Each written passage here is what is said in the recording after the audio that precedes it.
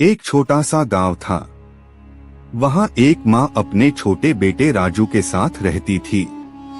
पति के गुजर जाने के बाद वही राजू की दुनिया थी और राजू उसकी। घर में बहुत गरीबी थी, लेकिन माँ ने कभी बेटे को किसी चीज की कमी महसूस नहीं होने दी।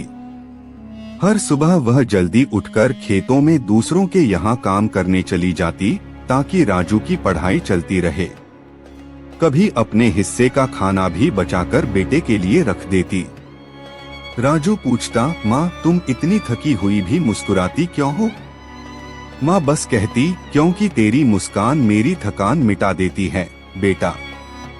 वक्त बीतता गया। माँ ने अपनी सारी जिंदगी बेटे की पढ़ाई और भविष्य के लिए लगा दी। आखिर एक दिन राजू ने पढ़ाई पूरी की और शहर चला गया। वह कहता, माँ अब मैं बड़ा आदमी बनूंगा, फिर तुम्हें अपने पास बुला लूंगा। माँ की आंखों में चमक थी, मुझे यकीन है बेटा तू जरूर करेगा। साल बीत गए। राजू अब शहर में एक बड़ी कंपनी का अधिकारी बन गया था। बड़ा घर, गाड़ी, पैसे सब कुछ था उसके पास। लेकिन माँ को बुलाने का वक्त कभी नहीं निकला। माँ हर दिन उसी पुराने आंगन में बैठकर दरवाजे की ओर देखती रहती। शायद आज राजू आएगा। गांव के लोग पूछते, बहन जी बेटा आता नहीं। वह हंसकर कहती, शहर का काम बहुत होता होगा, आएगा, जरूर आएगा। एक दिन माँ की तबीयत बहुत बिगड़ गई। गांव के डॉक्टर ने कहा, अब इन्हें ज्यादा समय नहीं है। माँ ने किसी से कहा, अगर मेरा बेटा आए तो ये चिट्ठी उसे दे देना। कुछ दिनों बाद वो चिट्ठी शहर पहुंची। राजू ऑफिस में था, बहुत बिजी, पर लिफाफे पर लिखा नाम देखकर रुक गया। माँ। उसने कांपते हाथों से चिट्ठी खोली। अब आंखें कमजोर हो गई हैं, पर तेरी तस्वीर अब भी साफ दिखती है।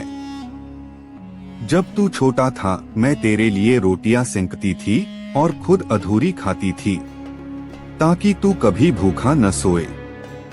अब जब तू बड़ा आदमी बन गया है तो मेरा दिल खुश है। बस एक बार तेरा चेहरा देख लूं, यही मेरी आखिरी ख्वाहिश है। राजू का दिल बैठ गया।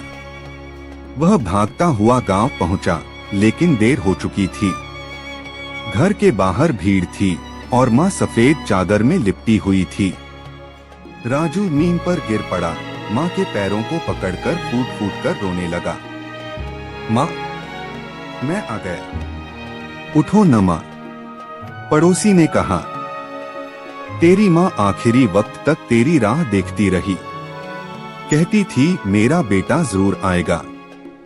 राजू ने माँ की चिट्ठी सीने से लगाई और बस इतना कहा, माँ मैं सब कुछ बन गया, पर तेरे बिना मैं कुछ नहीं हूँ।